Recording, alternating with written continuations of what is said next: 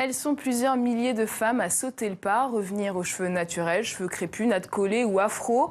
En France et plus largement en Occident, la tendance se confirme. Comment les critères de beauté afro sont-ils en train de s'imposer? Reportage de Ndari Lopi, Julien Manzer et Christophe Hanois. Tu veux que je le laisse comme ça, naturel? Parce que je peux juste définir les boucles, sans les twists, comme tu veux. Au naturel, lissé ou tressé, le cheveu afro fait parler de lui sous toutes ses formes. Et depuis quelque temps, c'est les nattes collées qui font leur réapparition dans les rues de Paris et un peu partout en France. Alors, les attributs liés aux communautés noires sont-ils devenus tendance? Les critères de beauté afro sont repris et ils sont considérés comme beaux, tant qu'ils sont sur des personnes qui sont plus claires de peau ou en tout cas pas forcément noires.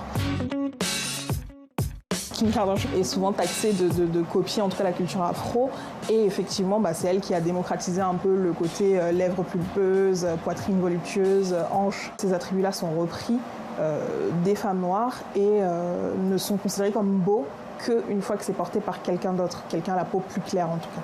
Derrière cette coupe emblématique se cache la culture des femmes peules et nigérianes et les tresses Fulani. Pour Mimou, rédactrice pour le site beauté Le Club des Cotonnettes, c'est avant tout à elle qu'il faut rendre hommage. Si les codes afro sont repris par les célébrités et dans la rue, du côté du monde de la mode, les femmes et les hommes noirs se font-ils une place? Le casting, c'est bien passé tout à l'heure. À 23 ans, Josué a déjà posé pour de grandes marques de prêt-à-porter. 1,88 m, peau foncée et cheveux crépus, le jeune homme tente d'imposer son image. Mais difficile encore aujourd'hui de se faire une place. Je pense que les clients sont encore un peu réticents, ils ont un peu peur de mettre en avant des jeunes mannequins noirs parce que leur cible est plutôt blanche et peut-être plutôt riche, entre guillemets, et je pense qu'il y a une sorte de blocage. Dans l'agence, sur 350 mannequins, 10 sont non blancs. Mais pour Josué, voir des visages et des profils différents sur papier glacé va au-delà de la mode. Étant enfant, c'est très très important de pouvoir avoir une représentation de soi-même en société, donc pouvoir trouver des miroirs, que ce soit dans l'art, que ce soit dans la mode, que ce soit dans... Mais tout simplement pouvoir s'identifier à d'autres personnes et se dire qu'il y a des possibles en fait. Mannequin à la ville, une fois rentré chez lui, Josué s'exprime grâce à ses peintures, des œuvres pour se réapproprier son image.